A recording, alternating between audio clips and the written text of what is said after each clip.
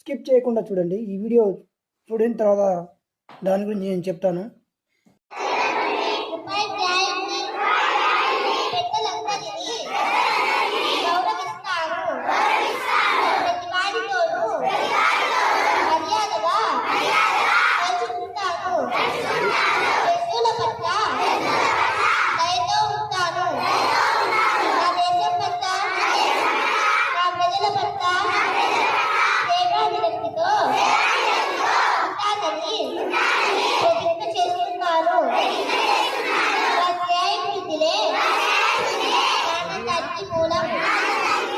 భారతదేశం నా మాతృభూమి అని ప్రమాణం చేసిన క్రైస్తవుడా, ముస్లిమ్స్ని కావచ్చు, హిందువులు కావచ్చు, దేశంలో ఉన్న ప్రజల పట్ల నువ్వు ప్రేమ కలిగి ఉన్నావా?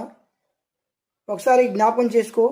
నిన్ను నువ్వు చూసుకుంటున్నావు కానీ పక్కనోడి గురించి ఆలోచన చేయవు. ఎందుకంటే క్రైస్తవుడు అనేది ప్రతి ఒక్కరిని ప్రేమిస్తాడు. నిన్ను వల్లే నీ పొరుగు అని ప్రేమించు అనే మాటకి లోపడతాడు. వాళ్ళలో బిలాము బోధ, బిలాము క్రైస్తవులు, బిలాము విశ్వాసులు ఉన్నారు. వీరందరూ నామకార్థమై, బిలాము కూడా నామకార్థ ప్రవక్తే కానీ దేవునికి భయపడి ఇజ్రాయెల్ని ఆశీర్వదించాడు. అతనికైనా కొంచెం వాల్యూ ఉంది బైబిల్లో.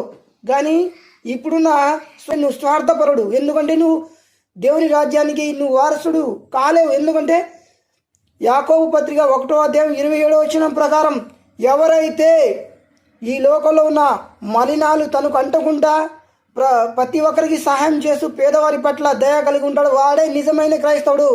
వాడు మాత్రమే నిజమైన క్రైస్తవుడు. వాడు అన్నిటికీ అర్హత కలిగిన వాడు. Praise Lord. అందరికీ వందనాలు.